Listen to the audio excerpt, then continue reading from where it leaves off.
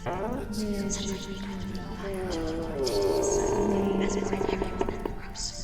care and sagacity. Sexoterica. Or smooths, which becomes exercise and agrees with everything. The structure of the macrocosm is in accordance with the structure of the macrocosm.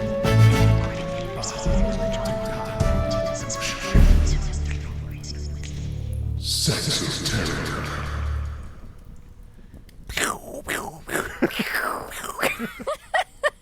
All right, wait a minute. What exactly did we take today? I didn't mean literally blast off. Well, I feel like I blasted off. We literally are blasting off right now. Yes. What did we take? What did you give us? I mean, I know there was some chocolate. There was some gummies. Giving. There was some taking. Yeah. Well, yes, but like, There's is there a lot of a giving. set amount of what we? There was some Amanita mascara. What else? What? I don't know what you're talking about. Oh, right. There's no set amounts of anything. This is not an FDA-approved product, No, okay? you just keep taking it. And I just give you whatever you want to take. you let Funny, me I say the control. same thing to you. It's like, whatever you can take, I'm going to give you. So anyway, okay. And there's no way to know how much is in there because, hey, it's not regulated. So Yeah. go for it. Yeah. What's the difference between a walk in the park and a walk on the moon? I mean, That's a good question. hard to say. I know, but that feels like such a dramatic change in degrees. Yeah, because you're literally blasting off to another Yeah, there's like no planet. conversation about the ionosphere. You know, there's no conversation about the How sky. do you re-enter the atmosphere afterwards without burning up? Yeah. Falling into 1,000 pieces, scattering across the sky. Well, this isn't going to help anything because What are we trying to help exactly? Well, folks- We're having fun, and yes, I think that's we the are. purpose. We are having a very fun time, and we are. Well, anyway, welcome to Sexoterica. Yes, good times. So, all right, I want to open this episode up. I think it's already wide open. Oh, it's wide open. We It's busted it just, wide open. just as wide open as my brain feels right now. So, we and for those listening, and perhaps that only have, because there's a specific Sexoterica podcast feed that you can subscribe to, okay? But then there's one that has all the stuff that Ellen and I do, like everything, okay? And on that one, I do my own Q&As. Last week we did our first Sexoterica Q&A, which was very, very popular. Yeah, it was an official Q&A. Yep, people loved it. People loved it. Went nuts. I am so glad. Thank you. We are really honored that, Yeah. that you would send in so many questions and comments. Yeah, again, keep them coming. And we've got a couple we're going to get into. Like I said, during that, like, we might open up some shows with questions when we get them. And then when we Yeah. have like a large store of them, then we'll do another Q&A episode. We're trying to keep the house tidy as we go, but Yes. sometimes there's these, overwhelming loads of questions. Right. And we just got to do a whole episode dedicated to them. Yeah, I mean, and you handle overwhelming loads so well. Thank know? you. So, like, Thank you. You are a pro, trained professional. So, Do I get a degree or like a certificate or something? Like, it might look hey, like a I'm Jackson pro. Pollock painting, but yeah, sure. I can handle overwhelming loads. Absolutely. Okay. Well, anyway, this is not helping anything at all. So, I thought it was helping you. oh, it helps me a lot. Yeah, for exactly. sure. Yeah. Okay. So let's, we got a lot from the past couple of episodes, and during the Sovryn Q&A that I did most recently, that's my own little Q&A that I do. I got into, really, some accusation and questions around like, are you and I, Ellen, are we starting a cult? Are we in a cult? What the hell's going on? Whoa, did we get accused of that already? There were some accusations. I know it only took 5 episodes. Hey, I mean, we're doing pretty good if it only took us that many episodes. I know. to get that first accusation flying. Right. I mean, it took Aubrey Marcus 10 years. We got it. No. Well, we can answer that one right now. if you About want the to. cult? What do you Yeah. got? No. Right. Yeah, but wouldn't you say that if you're in one? Well, You know. maybe. I mean, I like to think that I have a detector for these sorts of things. Right. And to be fair, you don't do yourself any favors with this. Me? I mean, you do make it sound very much like a cult, right? Like, you're talking about setting up a phallic sort of statue in the background. Whoa, we didn't tell anybody we're doing that. Holy shit. All right. Well, and they there's know like now. worship sessions. Hey, I have all the Aramaic documents for this, okay?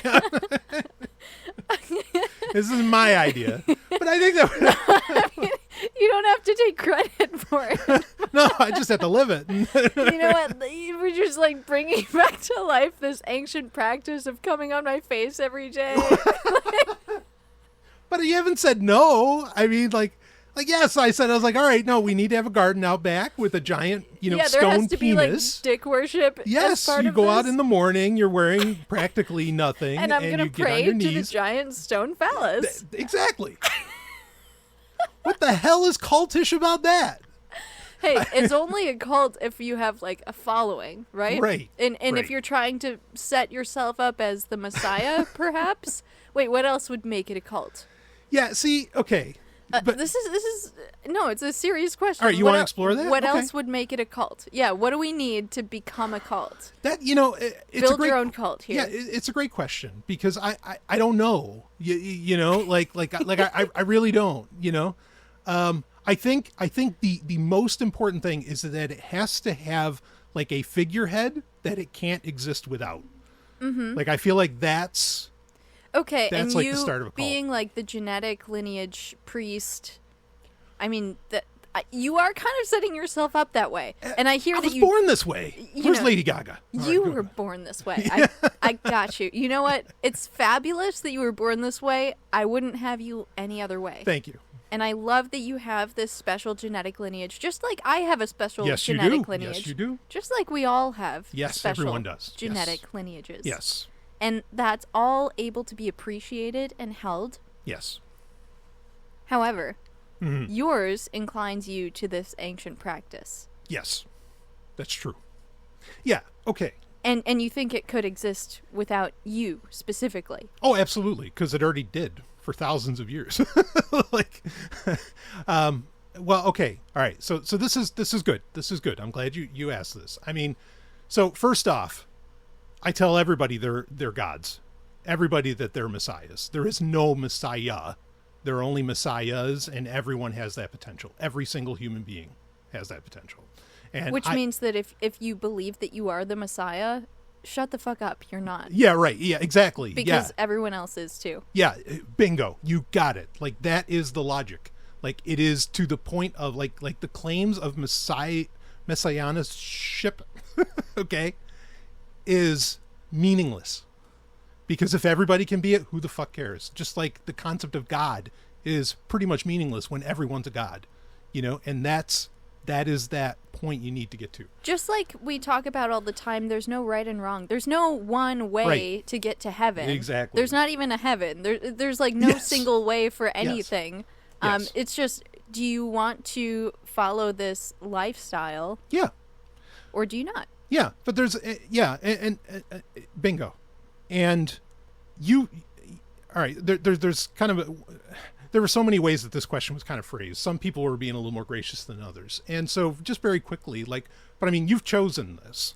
Well, I also want to say, Mm-hmm. and I think you made it pretty clear in the last episode when we talked about this, Mm-hmm. that if there was a cult, if there was this ancient priesthood, and I was the head Sova, ultimately I'm the fucking czar. Yeah, that's I get to yeah. veto any decision that you make Yeah, at any time. So, like, if anyone's pointing the finger at the Messiah or, like, the head leader of a cult, like, Right. blame me, okay? But I'm not going to tell anybody to follow me. yeah, No, do not do that. exactly. When you easily could.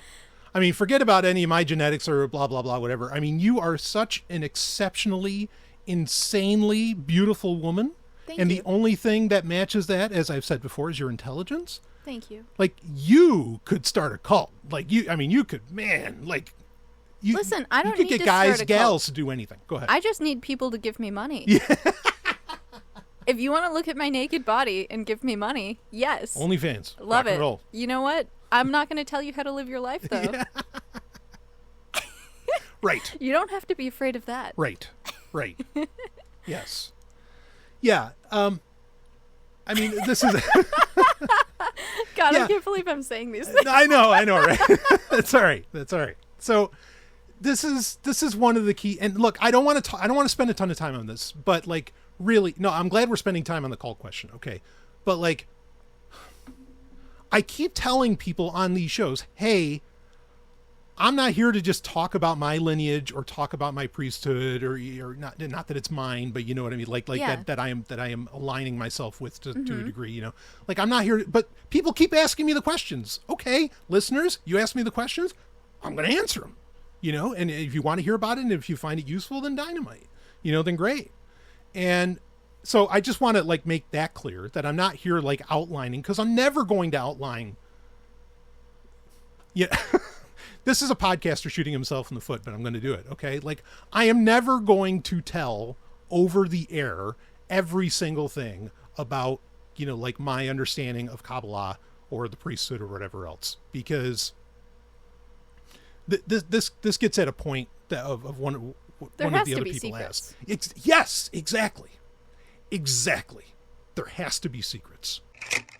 In philosopher Alexander Bard's co-authored book, Process and Event, the case and evidence for secret priesthoods throughout history abounds.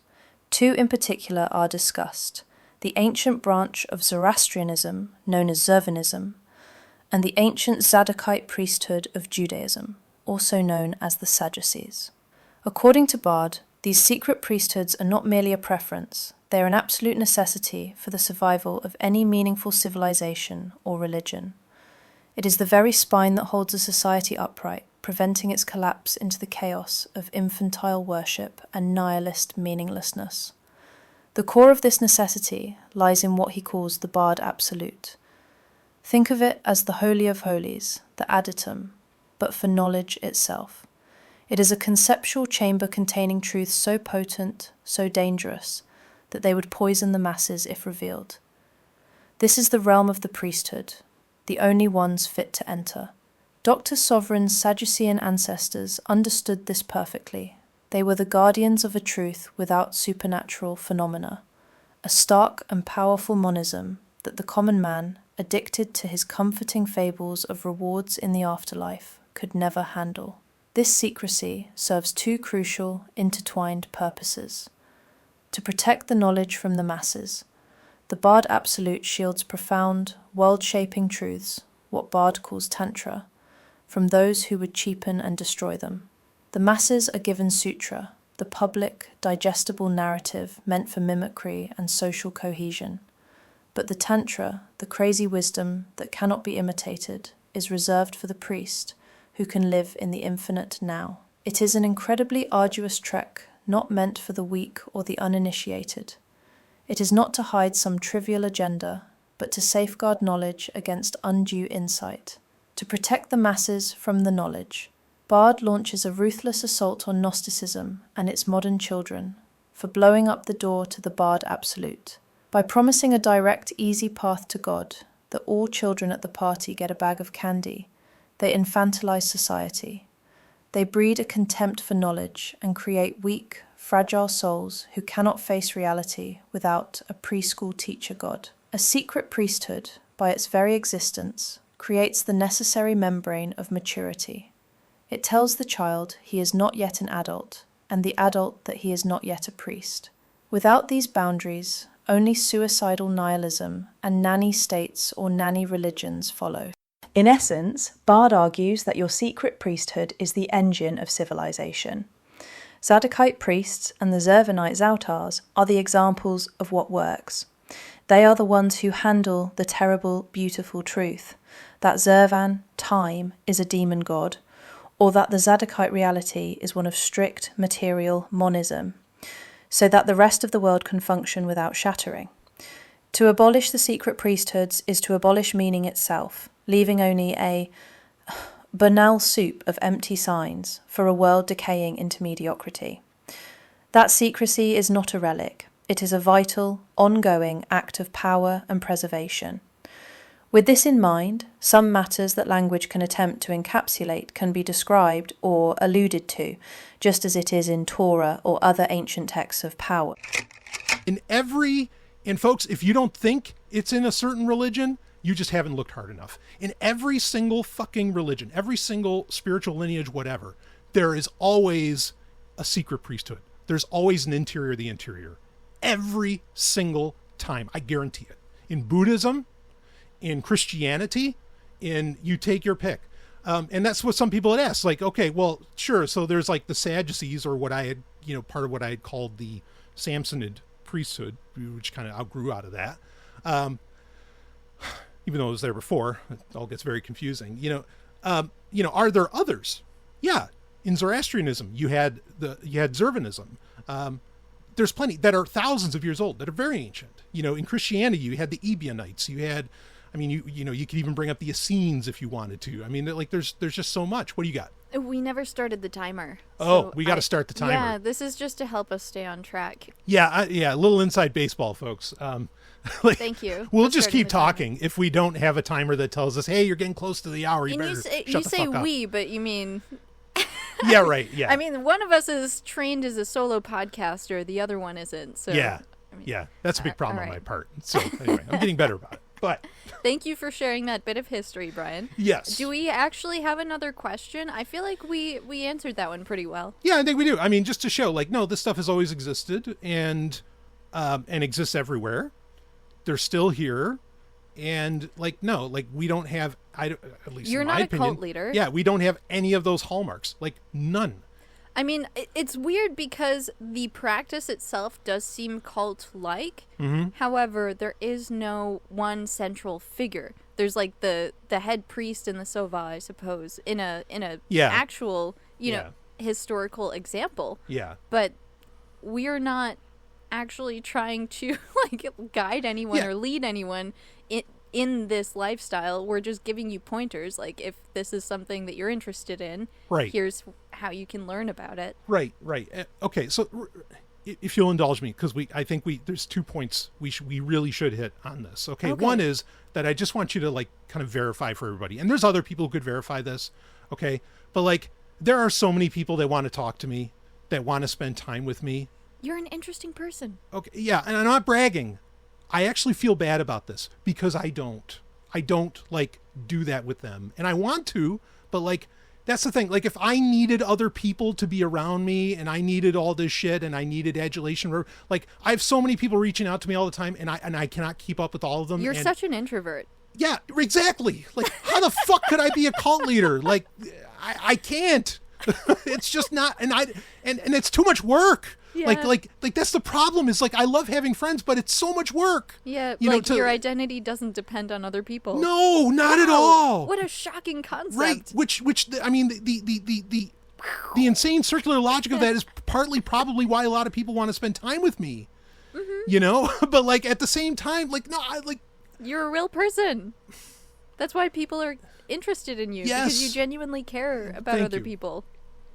Yeah, I can just feel that from you. Thank you, love. Yeah, I wish people could understand this. It's it's not like I'm making people come to me or whatever, and I don't even have enough time to talk to the people that I really want to talk about, talk to.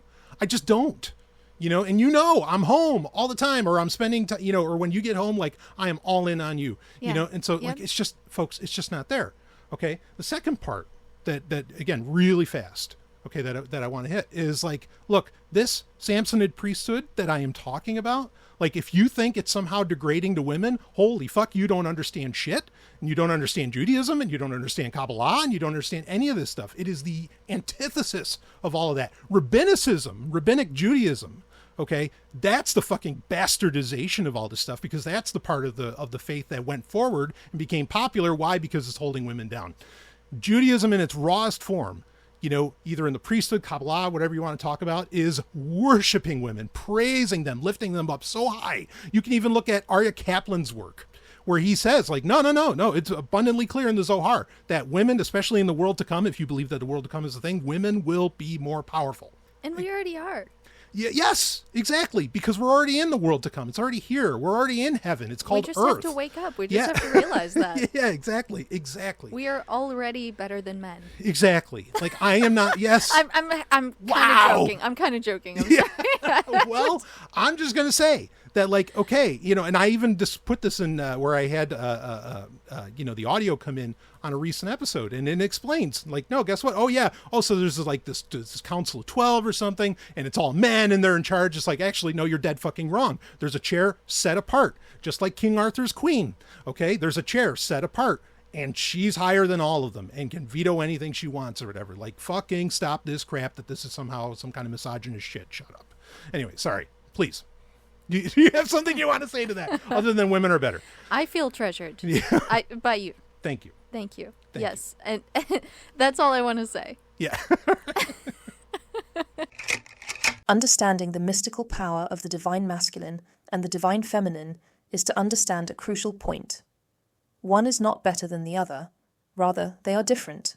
Two complementary sides of the same coin.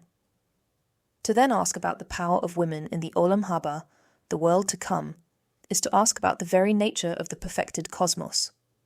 The answer lies not in social roles, but in a cosmic drama of exile, reunion, and the ultimate coronation of a queen. In the heart of Kabbalah lies a sublime and tragic mythos. The primordial catastrophe, the shattering of the vessels, Shevirat HaKilim, did more than just create a flawed universe. It caused a wound within the Godhead itself. The divine masculine principle, known as Kudsha Brichuhu, was separated from his feminine counterpart, the Shekinah. The Shekinah is the 10th Sephirah, Malkut, meaning kingdom. She is the divine presence, the immanence of the Ein Sof within creation, the gateway between the spiritual and physical worlds. Her exile is the root cause of all suffering, discord, and cosmic imbalance. She is the queen without a throne, and the physical world is her kingdom in exile. The earthly woman, in the Kabbalistic view, is the primary vessel and conduit for the Shekinah in our world. She is the physical anchor for this divine feminine power. The ultimate goal of all spiritual work, the great work of Tikkun Olam, the repair of the world, is to facilitate the Yichud, the sacred union and final reunion of the Shekinah with her celestial consort.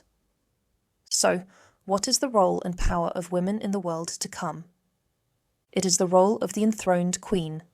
The Olam Haba is, by definition, the age in which the exile of the Shekinah ends. The feminine principle is no longer a passive vessel or a mere reflection of the masculine light. The Zohar states that in the current, broken world, the feminine, symbolized by the moon, only reflects the light of the masculine, the sun. But in the world to come, the light of the moon shall be as the light of the sun. Isaiah 30:26. The prophecy of a woman shall court a man in Jeremiah 31:22 is also seen as an allusion to this change in women's status. This is not a statement of equality in the profane, modern sense. It is a statement of restored and fully actualized power. The queen will no longer simply receive and reflect the king's light. She will radiate her own, in different but co-equal brilliance and potency. The power of the feminine will be fully unleashed, her wisdom fully integrated, and the flow of divine energy, Shifa, through creation will be perfected because its masculine and feminine poles will finally be in perfect, harmonious union. The power of women will be the manifest power of the restored Ein Sof herself, reigning alongside her king. Eminent 20th century Kabbalist Aryeh Kaplan explains further. For example, the Hebrew word for man, ish, contains the letter yod, which alludes to wisdom, beginnings, and the past. The word for woman, isha, contains the letter he, corresponding to understanding, the hand that gives, and the future. Thus, man's element is primarily the past, while woman's is the future. And he quotes that in Understanding and Creation of the Future, greater understanding was given to woman. This directly relates to her role in creating the future, as opposed to man's role in preserving the past through Torah study. Though it will surprise many, Torah itself was first taught to women at Sinai. Kaplan also posits that modern technological advancements have, to a large extent, eliminated the curse of Adam, further hinting at the impending messianic age. and the subsequent change in women's status. He suggests that the 20th century's new awareness among women is a glimpse of the light of the future messianic age. The mystics of Western esotericism, who drank deeply from Kabbalistic wells, understood this principle of polarity and feminine restoration, framing it in their own powerful language. Eliphas Levi, the great French occultist, saw this power as essential for all magic. The woman was the necessary medium for bringing spiritual force into manifestation. He wrote in Transcendental Magic, "A great magical operation can only be successfully performed by a man and a woman working together. The will of the man requires the sympathy and cooperation of the woman to complete the magical marriage and to produce the creative medium." Levi, as a former Catholic abbé, understood the Church's psychological machinery from the inside. He argued that dogmatic religion destroyed the true unified power of the feminine by splitting her into two impossible and powerless phantoms, the demonic whore and the desexed, untouchable saint. By fearing and condemning woman's sexual power, as in Eve, while elevating a non-sexual ideal, as in Mary, they denied her the integrated power necessary for true magic. He writes in The History of Magic, "Christianity, in its first fervour, had pursued woman with its anathemas, thus taking its revenge on the charming daughters of Eve for the first sin and the fall of Adam. But when the world became Christian, the prescription of woman was a prescription of the family and a declaration of war on society.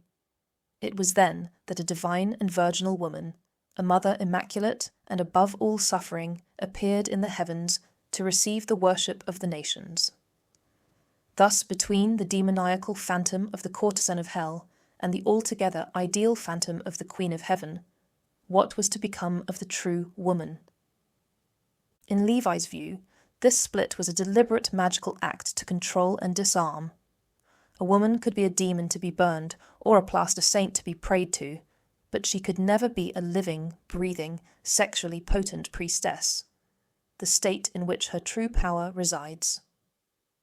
The Hermetic Order of the Golden Dawn systematized this principle for ritual magic. They understood the tetragrammaton, YHVH, as a formula of cosmic forces with the two letters He, representing the divine feminine. The final He is Malkut, the bride, the earthly manifestation of the Shekinah.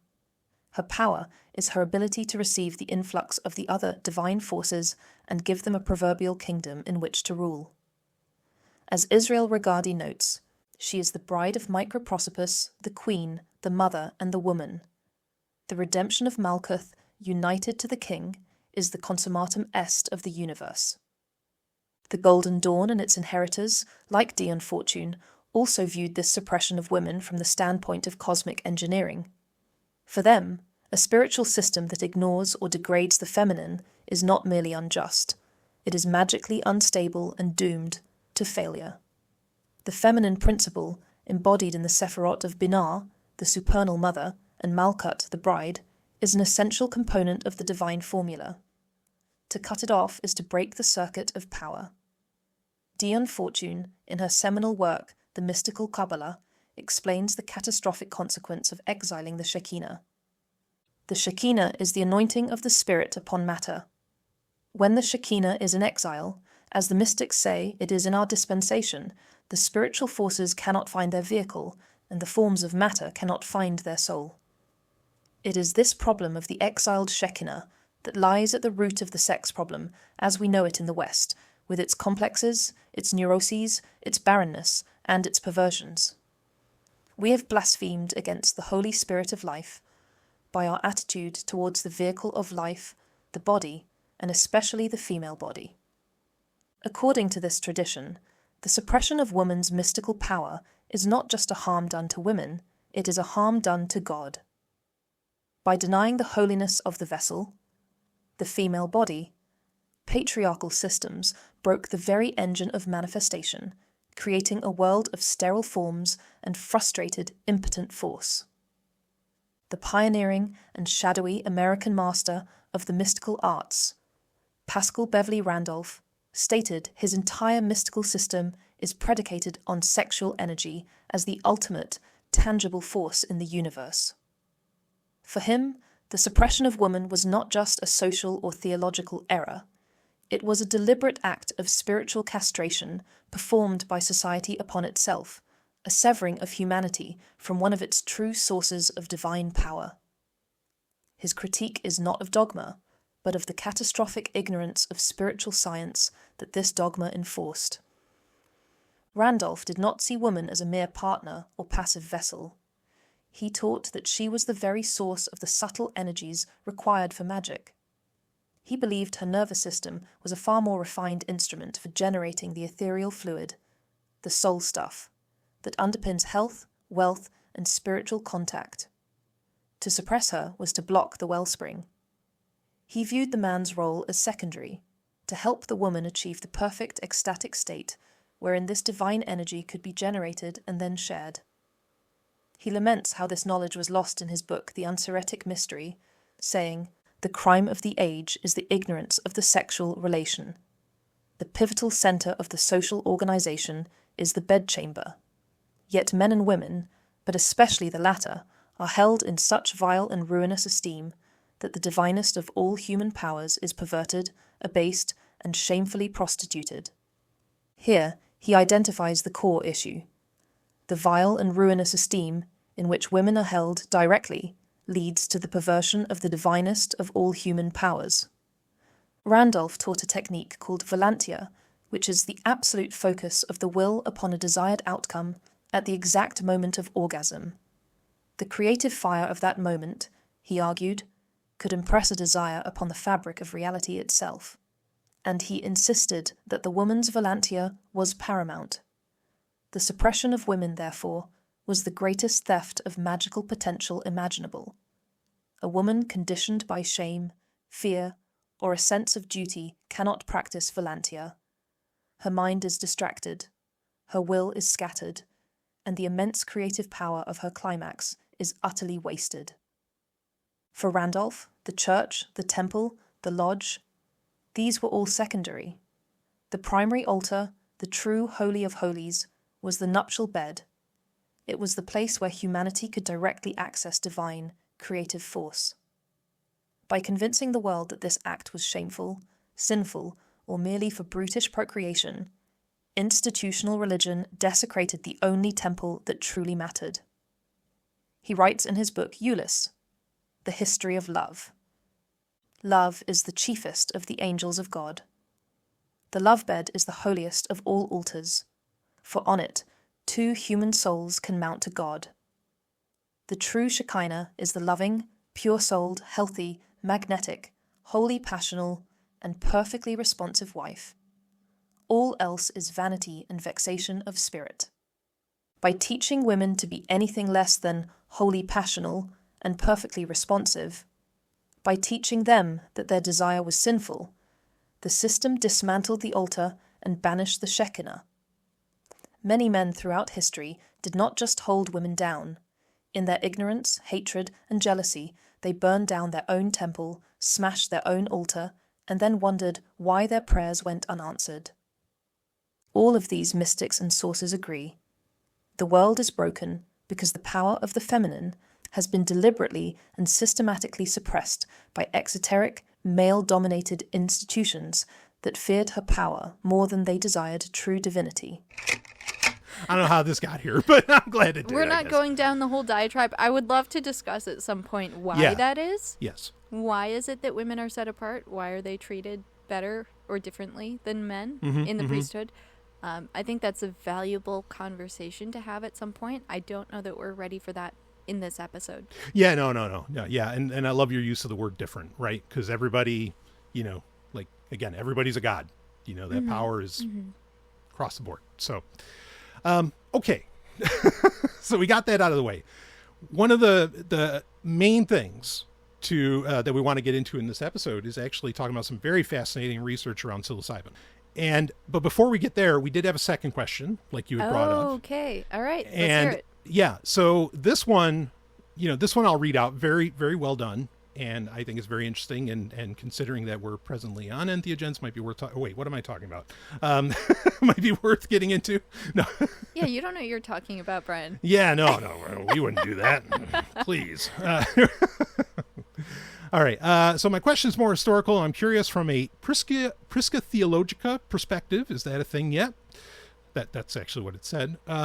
Assuming for a moment that psychedelic substances were known and used, how do you imagine they fit into the daily life of a member of an ancient priesthood? I'm not asking if it was a free-for-all, but more about its function. Would it have been a closely guarded secret, used perhaps once in a lifetime as a initiatory rite to shatter the initiate's mundane view of reality? Or was it something used more regularly to maintain their level of cosmic awareness? I know whenever I use psychedelics, I can barely see straight, let alone do an entire ritual. Is there really evidence for this? So there's like 6 questions in that, I guess, that I should have recognized. But, okay. So how do you imagine they fit into the daily life of a member of an ancient priesthood? Was it for a terrifying initiatory rite? Ellen, do you want to say something to this? I mean, if I were to start answering this, and Sure. and I'm just going to say I'm not a time traveler, so I Right. don't know, and I don't think they wrote down all of these specifics either, but Not what I openly, yeah. What I do know is the climates in which these mushrooms grow that are psychedelic, the times of year, the environments that lead to their growth, and I'm fairly certain that for the majority of the habitable world, that's, about half of the year that these things are just actively growing, and they're all over the place if you know where to look for them. Mm-hmm. And for the priesthood, there were certainly practices, especially for women, that they would undergo during their menstrual period, Right. In order to encourage the growth of these mushrooms. And there's collection practices. I imagine they would also be like dehydrating and storing them, Right. for use during the wintertime. But at least during the spring, summer, and fall, they were collecting these things. And probably there's so many of them that they were able to just be eaten on a regular basis. Yeah. So, I mean, now you're familiar with John Allegro's work. That's The Sacred Mushroom and the exactly Cross. what I and was that's, referencing. That's what you were referencing. With yeah. the menstrual cycle, like women would, choose a specific spot, Right. and allow themselves to bleed there. And Yes. The hope was that within a few days, a mushroom would grow there. Yeah, exactly. And that's such a great thing. Boy, I could side tangent on that so hard.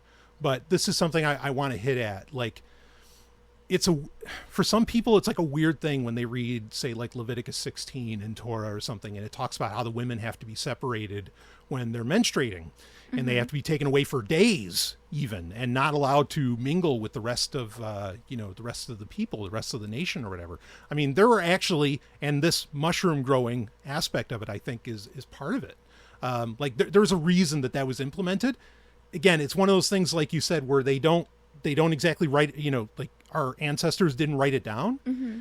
They did. It's just in code, right? Like you have to have the keys to unlock, their cryptography of what they're saying. That's such a huge part of this. And everything. And I'll reiterate also to bolster your point, like no historian or anthropologist debated John Allegro's work at the time. They basically said, oh yeah, no, he's right. The problem people had with John Allegro's work was that he was saying Jesus didn't exist. That's why everybody freaked out about that work. The rest of it about the mushrooms, yeah, sure. They're just like, yeah, of course they did. Yeah, right. And I'm just saying that from the perspective of somebody who would be interested in growing and harvesting these mushrooms, that they would be presenting themselves in the environment regularly. Right. So like using them once a week, it was totally an option. Yeah. And that's part, I know that's part of the question here of like, how often would they, how would it fit into their daily life? And that becomes a part of it is, I mean, the evidence that I have, and the unfortunate part is partly because of like the reaction, and we're talking 50 years ago, that John Allegro got, like this research is not being done.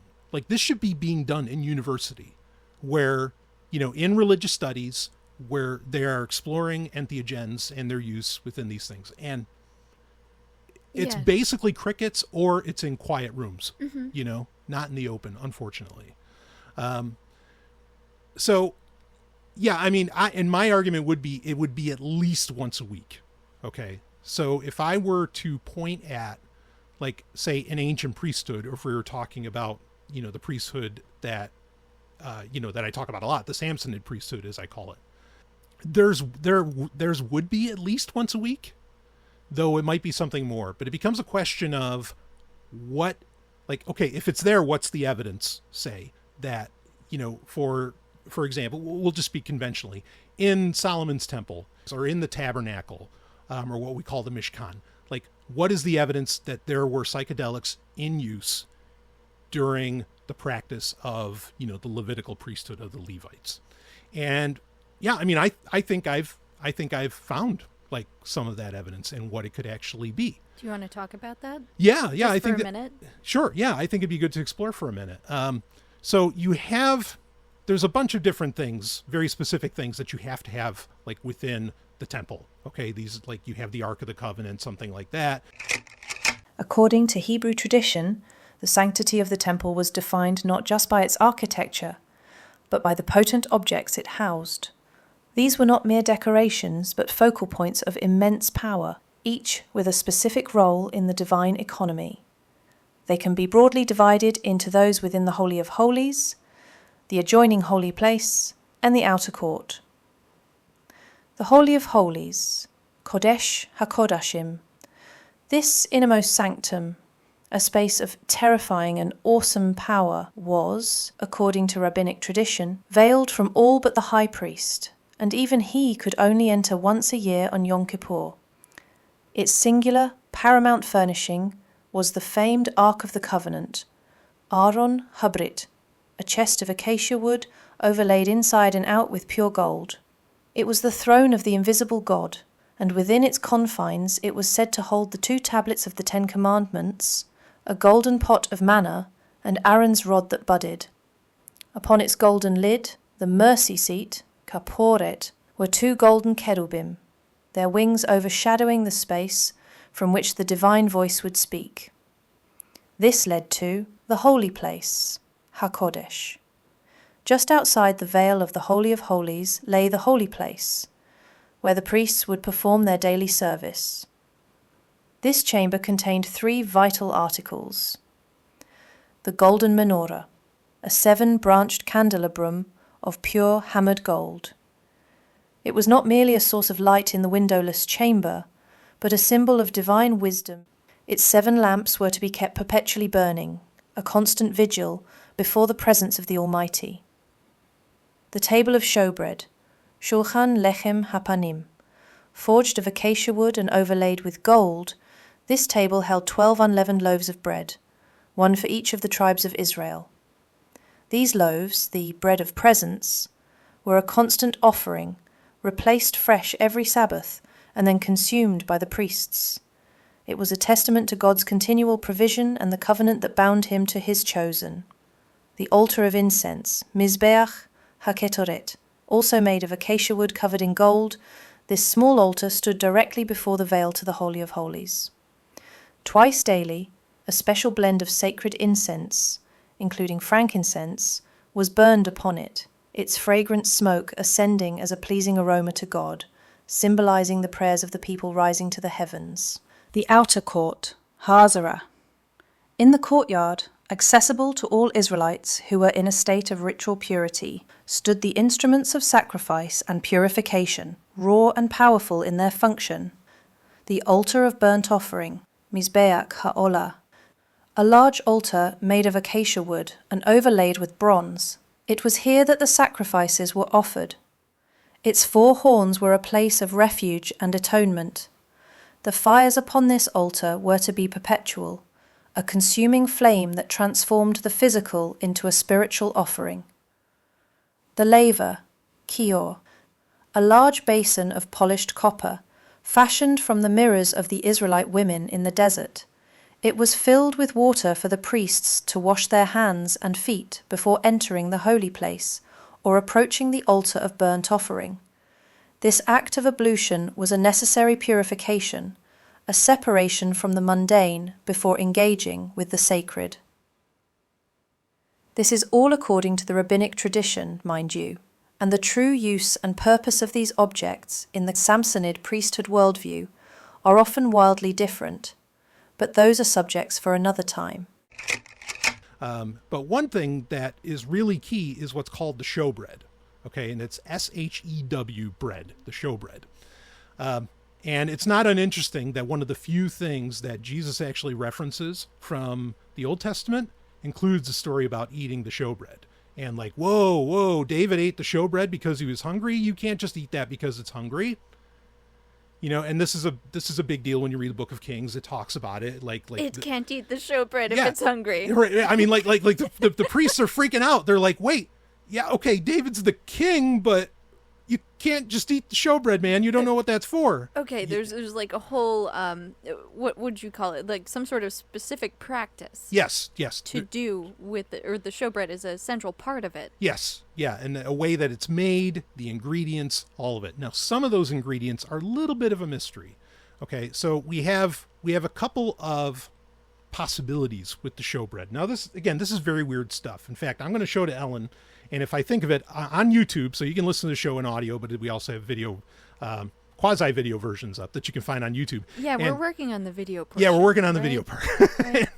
And we're I might, working on it. yes, and I may put up a picture of what the showbread looks like. And it won't be like the greatest picture because I have to show it from a decently rare book from Art Scroll called The Mishkan. And this book's amazing because it shows the tabernacle, like everything, all the different measurements. Like you could recreate, for the most part, like a priesthood practice with this book. It's pretty amazing. So I'm going to show Ellen here what the showbread looks like. Oh boy. And I mean, you can describe it a little bit if you want to try. But it's a very weird, like it's not just some loaf of bread. Like it's a very strange looking thing, isn't it?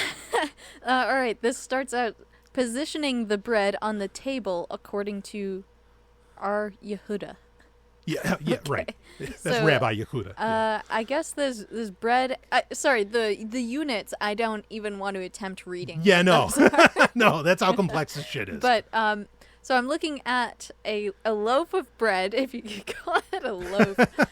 It's square on the base. Yep. But then when you get about halfway up, things start getting weird. So there's a cutout in the middle, and it Right. almost looks as though there's a handle of some kind that's supposed to go there. Maybe there's a handle and then a square in the center and another handle on the other side. And that's the best quick explanation I can give. And yeah, there you go. it's just a really weirdly shaped loaf of bread. Yeah, it's very odd. So I can snag that back unless you want to keep looking at it while I'm talking. But Okay, so they did eventually eat the bread, right? After it was Yes, baked, but after- not immediately. no, not immediately. It would sit for a week. So we have a They couple were fermenting Yes. over the week. Yes. And so that leads to two possibilities. Again, I'm not sure which one it is. I want to find out, and I'll keep looking. Okay? But regardless, like a lot of the strictures around this bread clearly state that this is not just food. This And is did not I something see simple. that there was frankincense said in the bread and There's burned? part one. Yes. So frankincense is used not only in the bread, but also frankincense is regularly burned within the temple, within the Mishkan, or the tabernacle. Okay. And so when you burn frankincense, like this actually creates a psychoactive compound. Wow. So there's the chance that basically what happened is that the frankincense burning even just within the room, like that this bread, which was sitting right in that room with frankincense constantly creating Or if this. the frankincense was burning in the bread. Yeah, yeah. As a dish to Yeah. hold the frankincense. Right. It was absorbing all of that. Exactly. So you could literally, like, it's absorbing psychoactive compounds like this whole time, you know? And so it's just like marinating in it for like a week. And then, you know, because then the following week they finally eat it. Okay, the showbread. And they only eat it once a week. And so, you know, that would lead to kind of the timeline of, okay, they at least did this once a week. How hard they went? That's a good question. But I mean, even just the frankincense burning constantly in the Holy of Holies, like you could almost argue that they were like microdosing all the time. All right, what was this bread made out of? Oh, there's quite a few different things, but and this leads to, again, so the one thing you can say, it's flour, okay, but there's a very particular term used, and it's called fine flour. It says fine flour, and they don't really explain. Wait, what makes it fine? What's the fine flour? The fine is it the particulates? size? Yeah. Right. Is it the particulates? Is it like, what is it? And there's some mystery around that. But what it could very well be, I mean, I'm open to like the frankincense thing really being what unlocks the whole idea that, okay, no, they were messing with entheogens, but what it could be is they were using, they could have been using acacia, and, like an acacia extract, which is the source of DMT, and putting that into the bread. Like that's what makes it the fine flour. Okay. Because the acacia tree is everywhere. I mean, now a lot of people, this is going to sound familiar to some people who kind of buy into like these entheogenic religious revisionist concepts, in that the burning bush, say, that Moses encountered was an acacia tree. And so he was basically, with it just constantly burning, he was just huffing DMT or whatever, you know what I mean? So the idea that acacia extract was used as like part of the flour for this bread, entirely possible that was going on. So my argument would be that, like, where is the evidence that we can kind of see somewhat more directly would actually be with the showbread itself. What do you got, Ellen? Any response to this? Yeah, I think it's hard to say what exactly was going on with that because we weren't there at the time, though I do find it interesting that you've been able to dig up some of these clues. So thank you for sharing that. Yeah. Do we have anything else that we want to share about, like, when mushrooms were used in the priesthood, or like what the scenario would be? Yeah, I think it'd be good to explore that a little bit. Again, we can at least say once a week, with the showbread, if we're using that as our gauge, right? Mm-hmm. And you tell me, Ellen, and actually this is going to lead this will lead right into our story, our main story about, psilocybin and life extension potentially, which is going to be really interesting to get into. But, I mean, do you, in your understanding of things, is there a danger in, like, say, dosing heavily, like, every day? So as far as frankincense goes, I don't know. I haven't done any research on that. I don't know anything about the showbread, but like as far as psilocybin goes, or mushrooms, regularly consuming that. And I do want to go back to my question, because I feel like that wasn't totally answered. Sure. Like, how often were they consuming actual mushrooms in the priesthood? Yes. But as far as we'll get to that. Or as far as like what are the dangers of consuming psilocybin regularly from mushrooms, I think danger is a strong word. Yeah. I For sure. don't think there is a danger. I think you can eat as many mushrooms as you can handle, and like, God, I hope it's not that much, because even I have a hard time eating that many mushrooms, and I enjoy them. Yeah, it's like water. Okay, yeah, you can drink enough water that to where it'll kill you, but like that's so much water you couldn't. Like, it's not possible to drink that much. Yeah. Even though it could, yes. Anyway, but continue. Sorry. Like you can eat mushrooms up to a certain point, and like they're not even that good. I don't enjoy eating them in any form, really. Right. So like, how are you consuming that much? But anyway, you could eat so much that you have like an out of this world experience. But it's not going to kill you. I don't think it's going to really like harm you permanently. Okay, so disclaimer, some people do react negatively to psilocybin. Yes. There is a small percentage of people that do not work well with that. Right.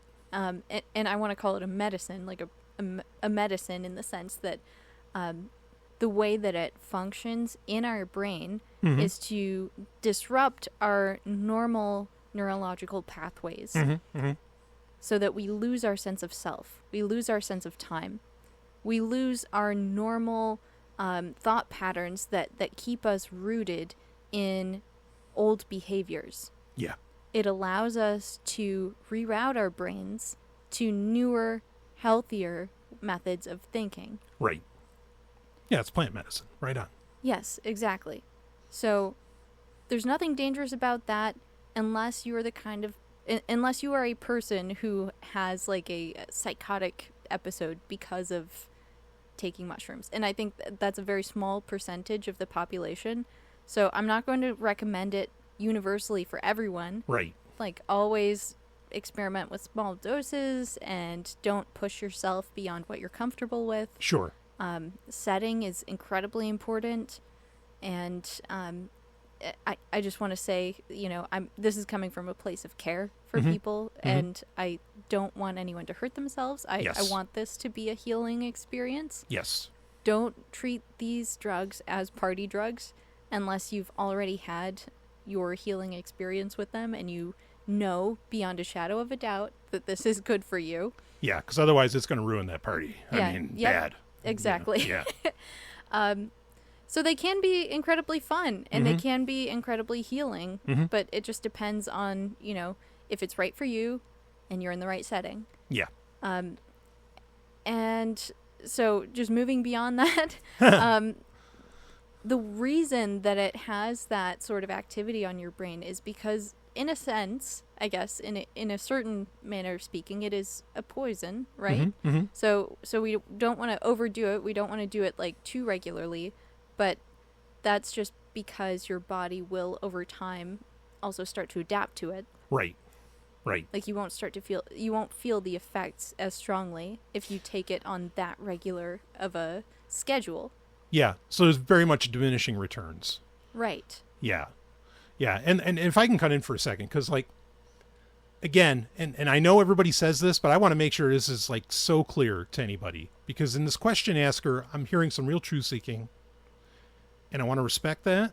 And, if someone's planning on like, okay, no, I'm going to enact this stuff, like I want you to be really gentle and cautious and careful. Okay. With that. But what I want to express is this stuff is just not addictive. Like, no, it is yes, not addictive. No, like we took some today, but like yesterday we were actually originally planning to do, a bit of a ayahuasca trip. Time didn't allow for that necessarily. Okay. And so what? Like, and even something like LSD, like, I don't feel like, oh man, I got to take LSD, or I got to do this, or I got to do, like, I never feel that. In fact, there's plenty of times where I'm just like, it's going to make me feel nauseous. I can't eat. Like, I don't want to do that. Like there are so many times where I actually feel like, yeah, I don't really want to go that far. I don't want to go that hard or whatever. If this is something that you could get addicted to, there's no way I could feel that way. You know what I mean? You're like, no, I want more. There's plenty of research online that you can look up anyway, like scientific articles. There's nothing physically or psychologically addictive about mushrooms or psilocybin. Right. Exactly. And in fact, it's been used in many small trials to treat like treatment-resistant depression. Yeah. And it's also been incredibly useful in helping to regain neuroplasticity, especially with people who are facing neurodegenerative disorders. Exactly. Yes. So this is something that can potentially benefit everyone in every stage of life. Yeah. Yeah, absolutely. Yeah, so I'm glad we're getting a lot of this in because, again, our main story that we want to get into is going to be a lot about that. And this actually gives us the container to talk about that without having to do it then. Right. So this is our medical disclaimer. Regularity of dosage. Yes, I would say, like, don't try to take it more frequently than once a week. Otherwise, you're going to be taking more and more and not feeling it as much. Right. So, like, give yourself that week to rebound. Give yourself that week to cleanse your body, to experience your new neurological pathways, post-dosage. Yeah. Just, like, see how it's adapted your life. See how it's changed your life, if anything. Yes. Has it made you more positive? Has it made you more creative? Has it allowed you to maybe get over some things that were holding you back previously? Right. And that's really what I value mushrooms for. So that's why we keep it generally to once a week. And we're not trying to microdose every single day. Yeah, right. Because microdosing, I don't think there's a lot of evidence that helps people on a day-to-day basis. But if you're doing a somewhat larger dose once a week, definitely that sticks with you throughout the week. Yeah. Well, I mean, it's going to be interesting to learn about this research, when we get to that. I hear so many things in so many different ways, as far as, like, I've heard Paul Stamets say, oh no, like, you do one big bomb a year, but then you microdose the rest of the year, and you do it before you go to bed or something. Like, I've heard so many different ways that people recommend, taking this. And I haven't had, like we haven't had the opportunity to necessarily experiment in those ways. But yeah, I mean, sure, we will sometimes do it like once a week or whatever, but that can be after months long spells of not doing it at all. Yeah, I mean, it's not a guarantee we're going to do it every single week. No, right. But if we have a certain amount of stockpile, then yeah, and we have the time, yeah, then exactly. Yes, we'll be doing it every weekend. No, right. But yeah, you're right. Our usage is a lot less frequent than once a week. It just happens to fall in that cadence when we do get into it. Exactly. I feel like we go through cycles where we're really interested in doing it, and then there's times where, like, we've got too much going on. We just don't want to, bring that into our lives right now. Yeah. So yeah. So can we talk about the priesthood though? Like, yes. When would they have eaten mushrooms specifically, right. or used it maybe as incense or something like that? Right. So I mean, the possibility of the showbread, like it being like a once a week thing, sure, just like you're describing that we engage in. Okay. And very quickly, there are people who say, oh no, your brain can't reset that quick enough if you're doing like higher doses once a week. Like you need 2 weeks or 3 weeks for your brain to reset. But then I've read from plenty of other genuine researchers that no, you're good, after like 3 or 4 days. Everyone's different. Yeah, well, bingo. Everyone's unique. Bingo. Big time. Yes, everyone's unique. Everyone's an individual. But yeah, from what I've read, the majority of people once a week is totally fine. Yeah. So, okay, so the priesthood. Now, so there are specific festivals, holidays, rituals where, larger amounts would be done. And you'd have around, at least 5 of those a year, depending. Like those kind of like big sort of ritualistic events that they could be done on. And this really gets into another subject I'd love to talk about, but I'll keep going. So at least that, but the idea that it was something done once a week, at least, yes, like in some amount, some meaningful amount, that mushrooms would have been a part of that. And again, part of that comes from that the what I'll call the red tent. Okay, the red tent of, like you're talking about with women's menstruation, like that's a part of the process that was, if you're to believe that Levitical law is what it is, okay, and that, like, breaking any of it is punishable by something either to death or something else, like women's menstruation being taken advantage of was absolutely a part of that program. And if you didn't do it, like the health of the nation was considered at risk. Now, it wasn't really at risk, okay, but the mushrooms needed to grow. So you're saying they actually used menstrual blood for mushroom cultivation? Yes, as well as perhaps drinking it in chalices, like many, many different things that are there. Let's be direct. There is no verse in the Tanakh that says, "And the son of Aaron did eat of the sacred mushroom." The evidence is not a confession written in plain text. The evidence for the initiated is a web of compelling linguistic, architectural, and ritualistic clues. It is a secret history hidden in plain sight, and it suggests that a powerful mushroom-based entheogen was not only used by the Hebrew priesthood, but may have been the very pivot upon which the entire temple cosmology turned. This is a heterodox view, of course, fiercely rejected by the rabbinic tradition that wrote the official histories. But we must first begin with some commentary on the enigmatic place where, according to Levitical law, women were to go to menstruate, the red tent. Most see the laws of menstrual purity, niddah, as a matter of hygiene or a relic of ancient patriarchal anxieties. The Kabbalists, however, saw something far more profound, a monthly echo of a cosmic event, a period of immense and volatile power. Remember, in Kabbalah, nothing is merely physical. Thus, menstruation is the body's enactment of a deep, metaphysical cycle as much as it is physical. First concept, the judgment of the Red Queen. The flow of blood is tied to the Sephira of Gevurah, severity or judgment. This is the Sephira of untamed power, of setting boundaries, of awesome and unbridled force. During menstruation, a woman becomes a direct conduit for the raw, undiluted power of Gevurah. Her body sheds a potential life that was not actualized, mirroring on a microcosmic scale the death of the primordial kings described in Lurianic Kabbalah, a cosmic event where vessels of potential shattered because they could not contain the light. Second concept, the open gate to the other side. The Zohar teaches that during this time, the tree of death, the Sitra Achra, has a stronger claim or connection to this raw energy of judgment. This does not make the woman evil, but it makes her spiritually volatile. Her creative power, the very matrix of life within her womb, is temporarily aligned with a destructive, chaotic frequency. Therefore, the separation of Niddah is not a punishment. It is a quarantine of a holy power source that has temporarily become too wild to control. To approach her sexually at this time would be, from a metaphysical standpoint, an act of supreme folly, like attempting to harness a star with a rope. Third concept, the priestess in her red tent.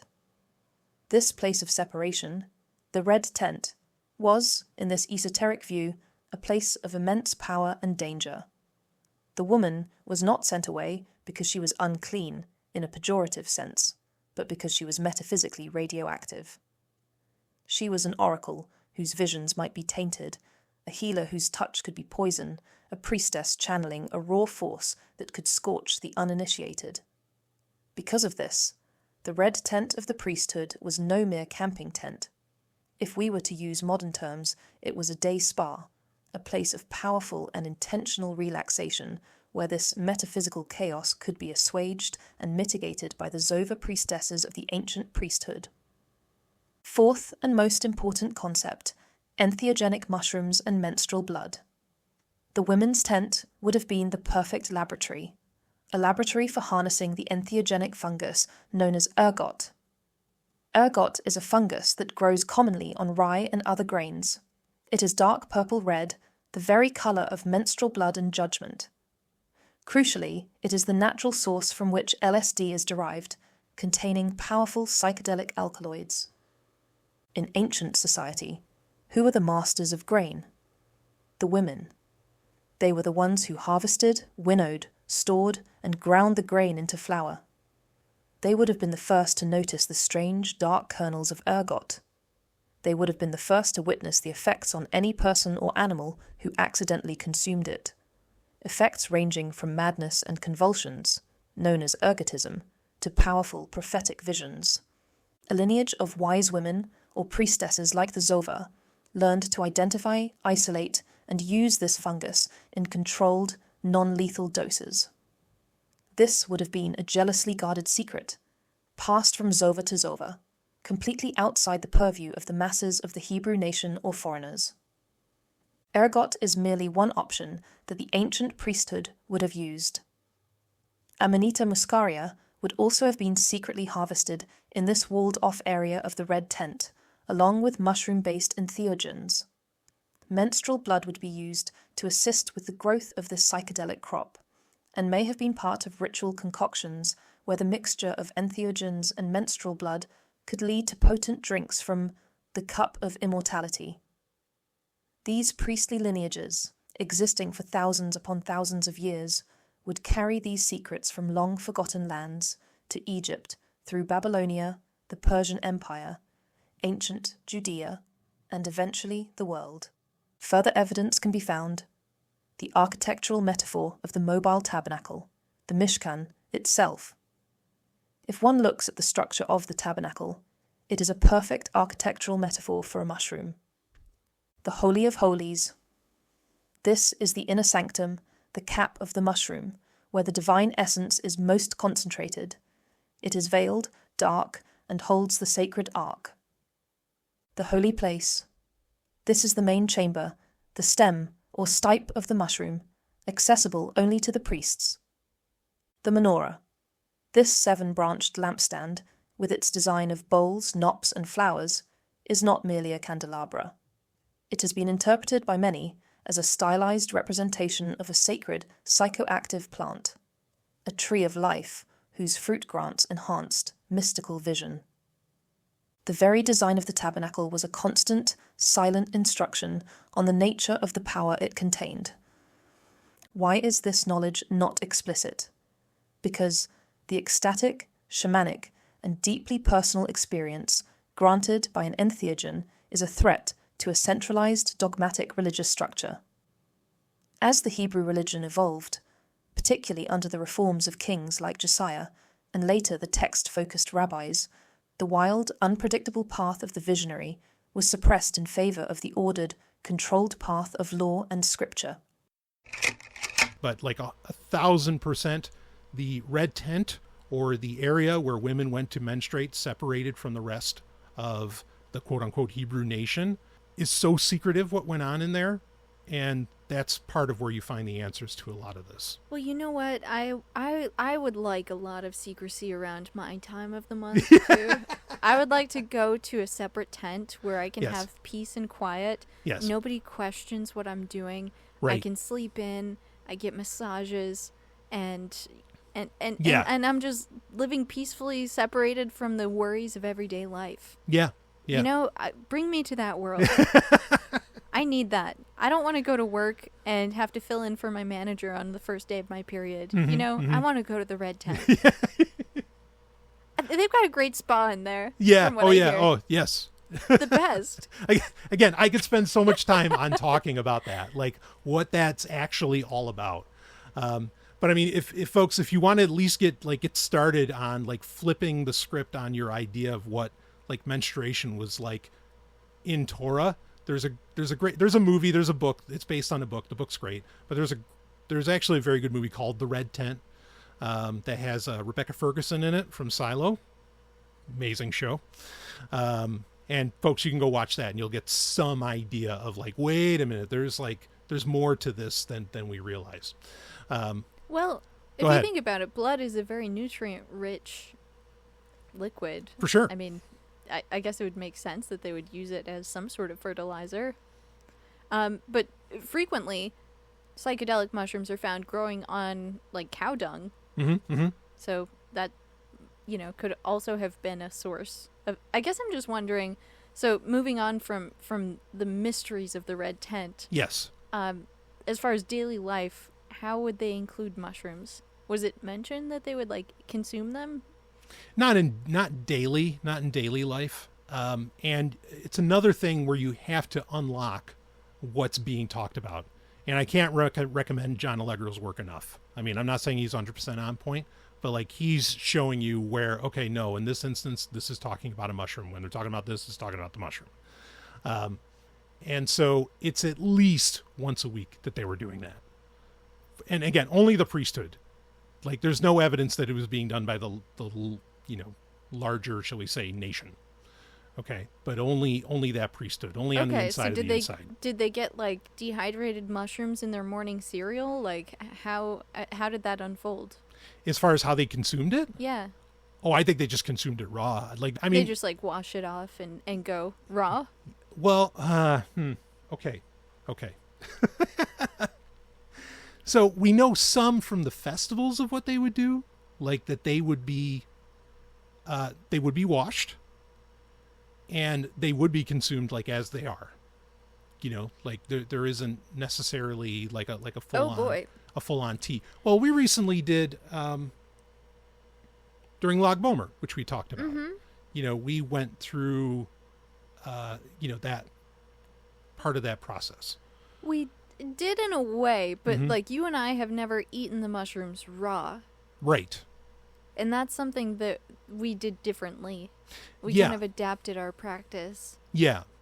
We made a tea. Yeah, we instead. modernized it a bit. Yeah, we made it a tea, which I think there's excellent evidence for that even, shall we say, before there was something that looked more like an established priesthood, when you're talking about like a, shall we say, a time of priesthood within a lot of these ancient texts, where people are more living in the wilderness, not in anything that remotely looks like civilization, that it would have been done in a tea form.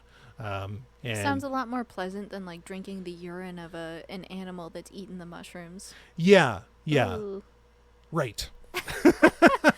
I feel like we're going down this road of like what the priesthood did a lot more than I anticipated. But Yes. since we're talking about urine, like the priest, in some situations, eating the mushrooms, drinking a ton of water, and then pissing, and people drinking his psychedelic urine, that also happened sometimes too, right? But that was after periods of fasting for the priest. So there was like almost nothing in his urine besides the psilocybin. Yes. Yeah. There's so much I want to go down with that. Like even I don't want that to go down. Okay. Well, no, I know. But I'm just saying that sometimes happened. yes. Yeah. But I mean, this is like, and before anybody said, like, look, this isn't just the priesthood. Like we could talk about it within Zoroastrianism, like where we know that like this same thing was done with bulls, as in bulls. Right. Okay. That's what I mentioned with the animal. Or sometimes it was with deer or okay, it could be many different animals. Some sort of large herbivore. Yeah, where basically like the site or the entheogenic compound was like processed, through the animal and then drank. Mm-hmm. You know what I mean? In fact, honestly, I think this is one of the key things about the Hermetic Order of the Golden Dawn. So what is the Golden Dawn? And now, I mean, we know the Golden Dawn is piss. Like, it's pee. Like it's pee. Like that's what it's talking about. But it's like, what is this, some sick fucking fetish that they just like drinking piss? And it's like, no, I want golden showers. Yeah, right. Are you just all into that? And it's like, no, fuck not. Okay. It's just a cult of people who are into golden showers. Yeah, right. But they don't get it. Is that process is like a natural process for filtering a more powerful experience, a more powerful entheogenic experience. And may I just mention, as a person who has experimented with cultivating mushrooms in the past. Not with drinking piss, okay? No. Right. Oh my God, no. Yeah. We haven't gotten there. I'm not going to be vague about this. I've never drank piss, and I don't intend to. All right. No comment from me. Go ahead. I'm just saying, as a person who has tried in the past to cultivate mushrooms, it is a pain in the ass to ensure that spore is isolated and that you're actually growing a non-contaminated mushroom. Right. So for, ancient people to have an animal eat those mushrooms was actually a protective mechanism for them to not contaminate themselves with some other form of mold or poison. Yes. So when the animal ate those mushrooms, it was peeing out the psilocybin and maybe some other salts in its urine. Right. But that psychoactive compound was actually, it was kind of in a more pure form than if you were just to eat like a contaminated mushroom growing who knows where. Like it could have been growing with something else that wasn't that great. Yeah, 100%. And so this is something practiced across all of these like priesthood, secret priesthood, ancient peoples, and they had a lot of different ways of doing it, of collecting this in a way that would become consumable for, the person that for whatever reason needed it or desired it. Did I answer your question about like, did we cover all this? Did we get this? I think we're good. You think we're good? We've beaten this one enough. Yeah, we've beaten this horse. No, I don't want to beat a horse. No. Yeah. Oh, that's a whole other thing too. But anyway, I think our verbal masturbation on this level is accomplished. Yeah, I'm feeling good. All right. Yeah.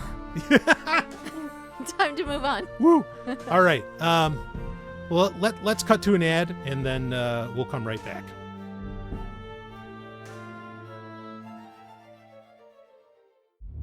Can't get enough of the Sovryn universe? Wanted to see it get even hotter? It's time for you to head over to OnlyFans for the most uncensored content in Sovryn history, including mind-melting photo sets of Dr. Miriam Goldblossom and her wild, raw videos that will send your rockets out of the ionosphere. along with exclusive episodes that are too hot for those other platforms. This is the Sovereign Universe you've been waiting for. Starring Miri Goldblossom. Head over to miri.xxxtech.net to experience it all. That's miri.xxxtech.net. And you might want to bring a mop.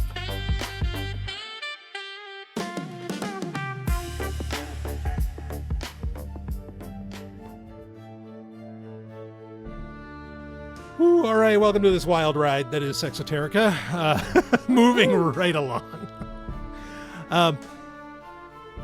So, psilocybin study.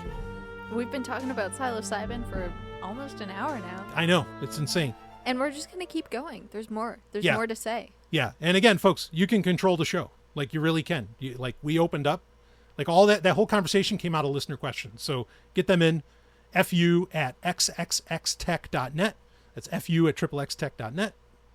But we've got, so this is very interesting, a bit of research that came out actually in July of 2025. So I'll read very quickly here. Study finds psilocybin extends cellular lifespan and promotes healthy aging. According to researchers from Baylor College of Medicine and Emory University, psilocybin, the active compound in psychedelic mushrooms, may have significant anti-aging properties, extending human cell lifespan by up to 57% in laboratory studies and improving survival rates in aged mice by 30% compared to untreated controls. Yeah, that's pretty significant. That's huge. 57%. So I mean, Ellen, as the biochemist here, run that by me. I know it has something to do with telomeres, but I mean, is this? I guess what I'm asking is this saying that, with the use of psilocybin in a specific way, that you can literally have a 57% increase in your life expectancy?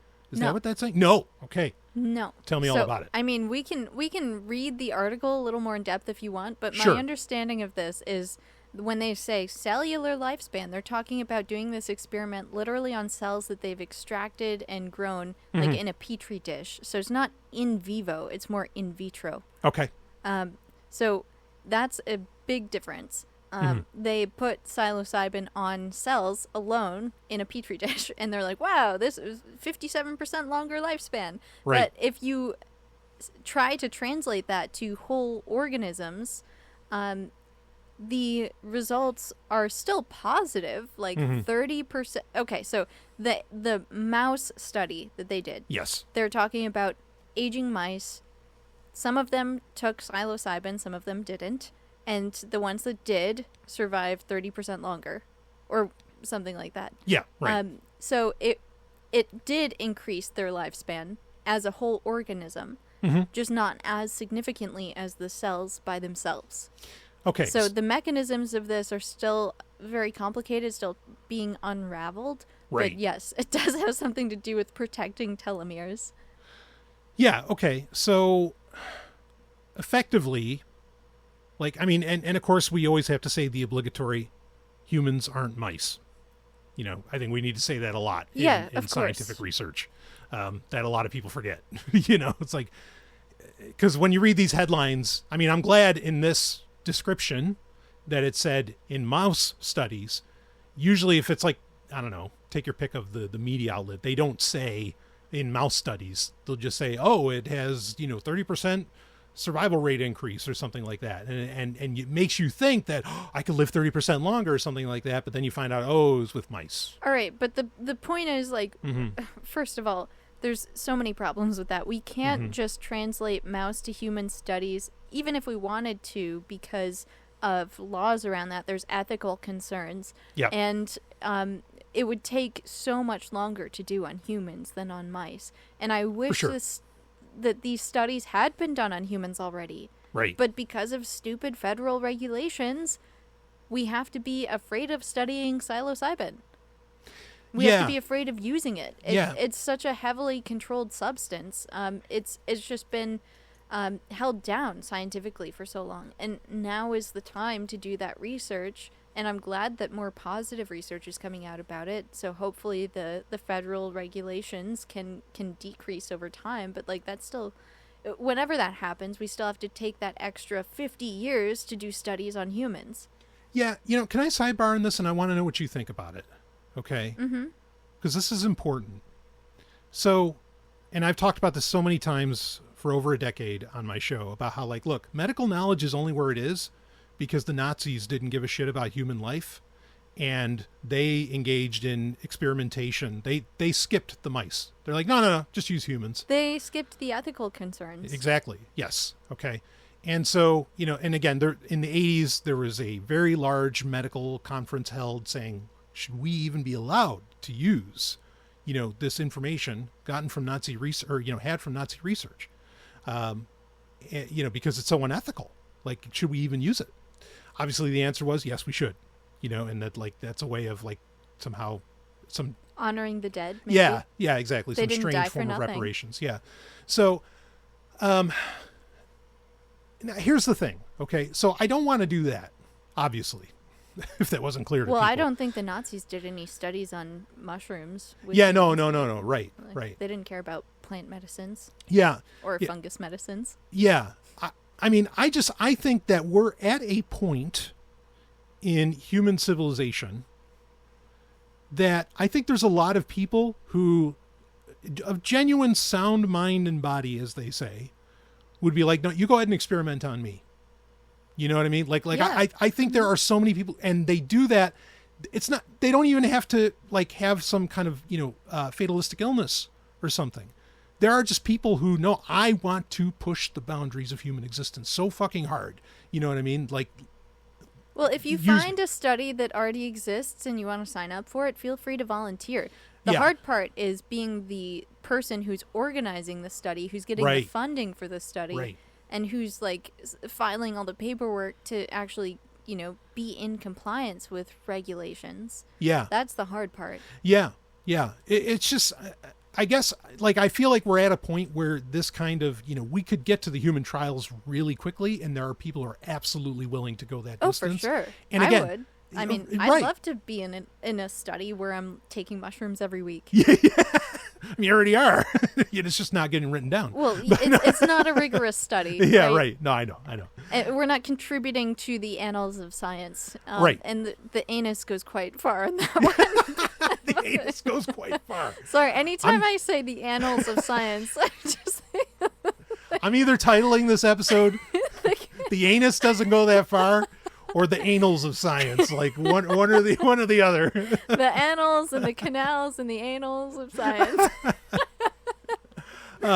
Yeah, I know that there are people who private researching that is doing genuine, I mean, they're using the scientific method, that they are going to territories around the world where they can get past these laws, so that, and there are people who are willing to be a part of it, who volunteer instantly, to engage in this research. And I'm glad that at least those pockets seem to exist and it's happening. It's just annoying that the rest of the world hasn't caught up. And if I can just complain for a second Please. About some of these studies surrounding mushrooms, I was reading another one about just simply how does psilocybin affect your brain? Mm-hmm. And they can't talk about it in a positive light because there's this whole superstructure of regulations, as well as this cultural idea that we have to talk about drugs as being bad. Yeah. So when you talk about how does psilocybin affect the brain, you have to say it disrupts this and that. Yeah. It's not just saying it actually overpowers your brain, your activity goes way up. They have to say it disrupts, so it's abnormal. So it's not something that people are going to look at face value and think that sounds like a good thing. Yeah. Yeah. And that annoys the shit out of me. And I know that there's scientists that do this and they love regulations because they have to be part of that world, but I think they're also kind of traumatized by it because why did they work so fucking hard for all of this funding to work around all these regulations if the regulations shouldn't be there or don't matter? Right. So I get it, but I'm just saying it's annoying, and I wish we could just talk about these things as the positive things that they are. Yeah. We have a real, like, the negative connotation of the word drugs. Like, that word is terrible. You know, it's like the word good. It's like, what does that mean? You know, like, they're... Yeah, well, like, drugs are bad, okay? Yeah. But mushrooms are genuinely, they're helping people get over their aging disorders. Sure. They're helping people get over their depression. They're helping Right. people with creativity and with letting go of harmful habits. So, like, why is this a bad thing? Yes, of course you shouldn't operate heavy machinery when you're on drugs. Like, Yeah. that should be a given. Like, don't do something that would be dangerous that requires hand-eye coordination when you're on mushrooms. Because, Exactly. like, as anybody knows, when they're on mushrooms, you don't have hand-eye coordination like you used to. Yeah. Yeah. So, I'm just saying, like, the benefits so far outweigh whatever bad things could come out of this experience. Like, why can't we just talk about it positively in a scientific sense, in the scientific research realm? Right. Yeah, no, totally. And again, we're going to get back to the story because I want to get into some of the particulars on this. Okay. But very quickly, something I don't feel that we adequately addressed earlier from that question asker. It was such brilliant questions. Like, I don't think there's enough research on sex and the use of entheogens. Like, I don't know of any. You know what I mean? Like what does that look like? You know, Having sex while on mushrooms? Yeah, I mean, we have experience with some of these things, but Limited. Yeah, limited, and everybody's an individual, like you brilliantly brought up earlier. You know, for sure. So everybody's effects are different. You know, not everybody gets turned on when they take mushrooms. You know, whatever the case may be. But that's just another one of the things where, again, this is also like seemingly quiet, cloak and dagger, or very limited. I don't know what a dagger is. So Yeah, I hear you. I think there's a lot of sex positive, scientific research going on around, female orgasms or what's Sure. pleasurable for couples, things Right. like that. But entheogens don't really enter the picture with a lot of that conversation. Yeah. And part of that might be, I mean, just from my experience that I've had with you on this is like, you can have a sexual experience, but like for me, it's always been really hard to actually reach an orgasm. Yeah. And that's, I mean, that, like, it's one of those things where, because it's also like, oh, drugs are bad. Okay. Because it's all that, like, nobody really shares their stories around that, like, and what that experience looks like. I mean, because part of the ritual that we did for Lag Bomer, we were trying to literally jump dimensions, go up the tree of life. And part of that starts with, I mean, yes, there's the consumption of mushrooms, but there are orgasms to be had ahead of that, that are part of getting you like raising that brain, raising your brain or your mind to higher consciousness.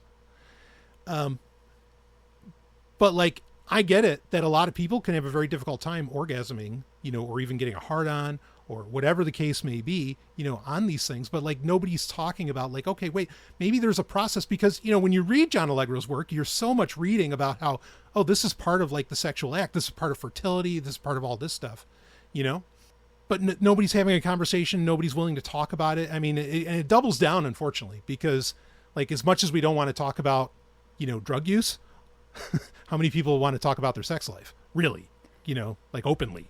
And I definitely don't want to talk about our sex life while we're like on mushrooms, because it's such a disruptive thing. And here I am using that word, disruptive. I could see why it could be embarrassing to talk about. Yeah. Like, if you're trying to orgasm for an extended period of time and you just can't do it, like, that's not fun to share. Sure. Right. Yeah. But and I think like the intention might have been for these things, like, the experience brings you closer together, so after it's over, your sex life is better. But like during the experience, maybe not the best time. Yeah. Yeah. Or like if you eat the mushrooms and then you have an orgasm before it kicks in, like we did with Lag Bomer, Yeah. then I could see that being particularly effective as well. Right. Or just as it's kicking in, like, Right. like to where you're, yeah. But that's the thing is like, I mean, we're having to learn how to do that, or potentially having to learn how to do that, through like some dumbass 2000, year old text of like, okay, It's no, not dumbass text. no, it's not. Sorry. But like, why is Shimon Bar Yochai of blessed memory. I'm so sorry. But anyway, 2,000 years old and not like 2 years old? Exactly. Exactly. Like, why do I have to know? It's like, no. You take it, however amount of, decars before, you actually. Decars? Well, there they are. No. All right, you said a unit I don't recognize. That's okay. So. How many centons? Yeah. How many microns? How many yarns? You're so wonderful. A little Battlestar Galactica there for everybody. The real one. So anyway, but this is the thing is that like, okay, so amazingly 2000 years ago, you have this inside of the inside priesthood that understood. Now, guess what?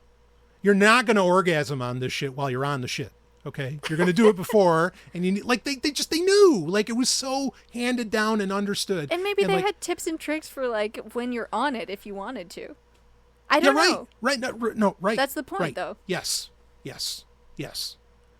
And this is the research that has to get done. We could go through one of the best ways to understand these things, which is like through, some intuition and other things, and basically hearing reports from, this is another problem with modern science, is it hates anecdotes. Stop hating anecdotes. Those are valuable. Okay. And like, just have somewhere where we can all share anecdotes besides Reddit, which who knows if the people on there are fucking even real. Okay, Reddit is. I still stand by Reddit as one of the last bastions of actual people having conversations. Yes. On the internet, intelligible conversations that are helpful. Yes, I agree with you on that completely. But like, that's the only place you can find it. But then like, it's also, anyway, it's all just a fuck. It sucks so much.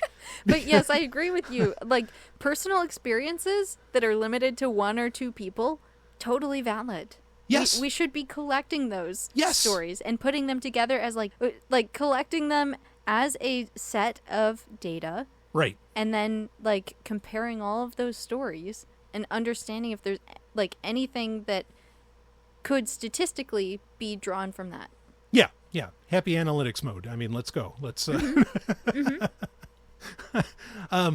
yeah. And maybe this is something we somehow need to like create a platform that it can be shared on. I don't know, but like, this is the kind of research that even from hardened psychonauts out there who have really large podcasts, I never fucking hear them talk about it. And God damn it, this is the stuff that people need. Actionable intel. Make our sex lives better. Yes.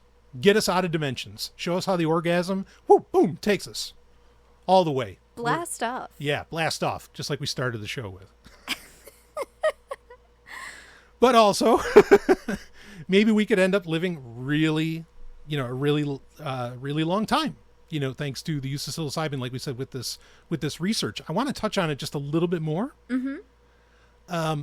Because, and in fact, it's frankly remarkably ironic or synchronous even that we were talking about how, say pre-priesthood, proto-priesthood, people are like drinking this in teas or something like that. Or something like that. Yeah. So, but who are these people, and if you're to believe Torah, these are people like Methuselah living 900 years old, or these really insanely long lives. Were they doing that because they were drinking their psilocybin tea every week? Mm-hmm. Was that a part of it?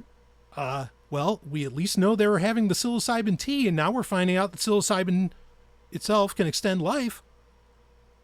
Put two and two together on that one, it gets very interesting. The movie Noah, I think, actually puts that right in the movie. You got it.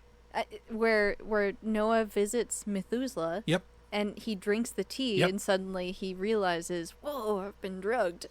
Yeah, I mean, I'm vision. Yep, I'm gonna say this straight. Like Aronofsky, like that boy knows things. Him and his co-writer Ari. They're two Jews.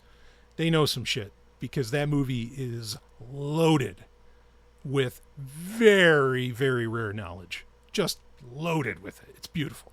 Like, it's such a wonderful film. One of the best films ever made, in my opinion. Would you share that sentiment, Ellen? I think it's a good movie. You think it's a good movie, right? Yeah. Yeah. I think that they... I'm going to keep my opinion to myself on that one. Right. We'll save that for another conversation. Maybe somebody will ask about it. Who knows? Yeah. Yeah. If we want to have that full conversation, we can. Yeah, totally. I think it's worthwhile. So anyway, okay. So let's say with the mice, we're talking mouse studies, getting back to it. Mice have shorter lifespans. They're easier to study. For sure. I think there's still ethical concerns. I'm more in all of the dead mice. But yes, thank you for giving us this research data. Yeah, dignity of all species all the way here. Make that abundantly clear. So the question becomes, okay, so they had a 30% increase in survival rate. So how much were they taking, even though it's mice? What were they taking? How often? Mm-hmm. Okay.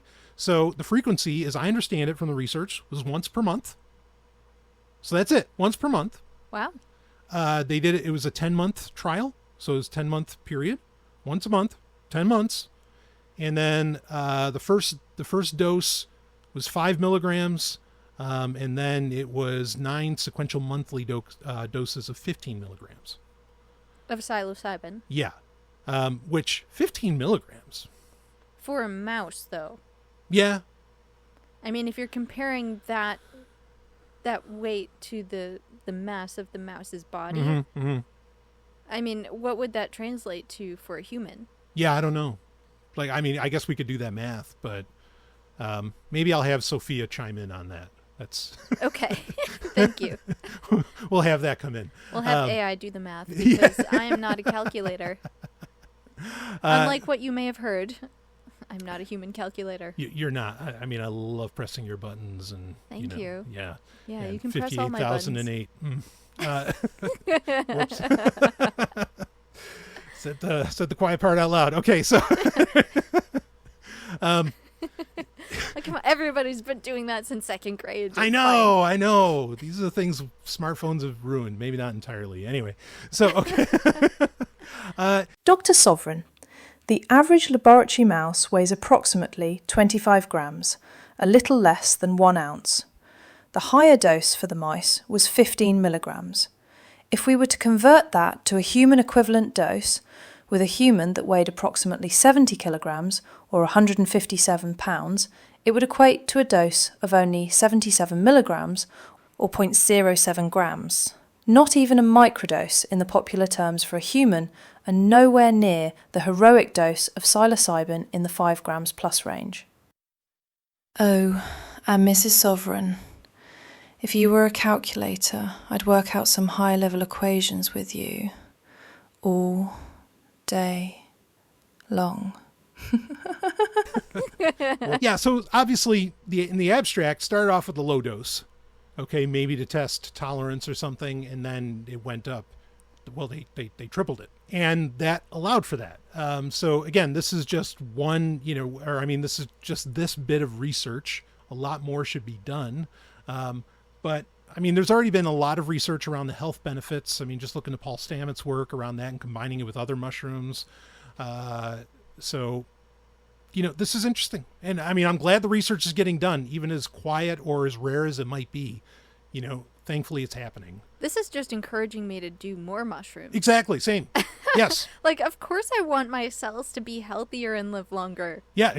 Right. Like, extend my telomeres. Let's go. We're already eating a super healthy plant-based diet, like garlic and turmeric and yes. onions and all these super healthy berries that are rich in anthocyanins and kale right. and leafy greens. Like, these are all part of our regular daily diet. So we're like giving ourselves all the phytonutrients we can to live as long and healthy as possible. Yes. But mushrooms, psychedelic mushrooms, specifically with psilocybin, yeah, have a profound effect on extending lifespan.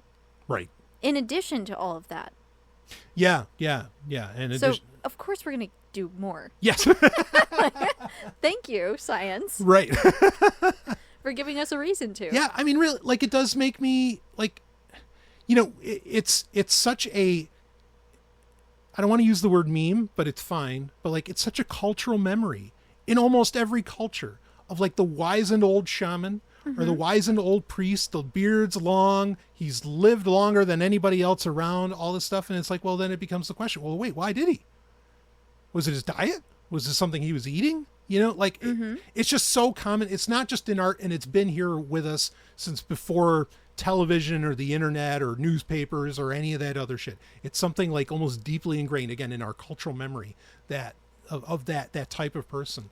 And yeah, this just kind of, in my opinion, adds to that. Like that this would have been a part of their spiritual experience, you know, and it had the genuine biological net benefit, you know, leading to this. And of course now just science is catching up. Yeah. I mean, I can only hope that someday we're both like the wizened old wizards that are kind of like in another dimension. When people talk to us, we almost seem witchy, like we're looking into galaxies that they can't see. And I hope that we can, you know, if we're going to die, if we're going to age healthily. That's an if. Yeah.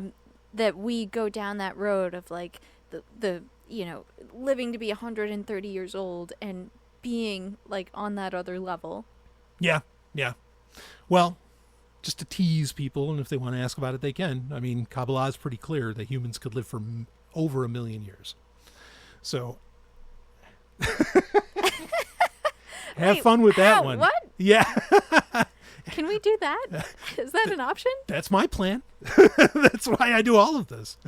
So. All right. What else besides psilocybin do we need? Right. Well, that's what Sexoterica is here for, folks. Let's explore this. Yeah, totally. So anyway, okay. I think, did we do it? Did we save the world? Did we? I feel safe. I feel very safe. I'm feeling very good. A little cold. The air conditioner's got to get turned off. I don't know. Yeah, I agree. Yeah. I think we're feeling a little rubbery. We need to go feeling very rubbery. Be silly somewhere. Let's go be rubbery together. Okay. All right. We'll wrap this one up, folks. We'll see all of you on the other side. You just experienced Sexoterica. This show, while fun, includes extensive original research that is only possible by funding from people like you.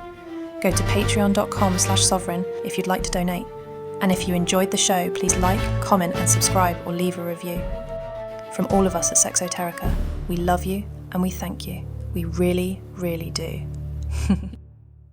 Purging of the earth of its superfluous earth. I can't speak right.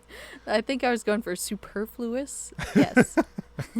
The aforesaid earth or matter you must purify or calcine so as to extract its water and spirit.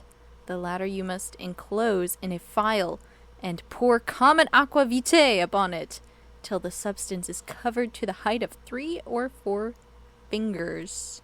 I like pouring that aqua vitae on 3 fingers. Ooh. I mean, these are some big fingers, huh? Hey, all it right. said 3 or 4. 4. Talk about where That's no man right. has gone before. I'll give you my aqua vitae.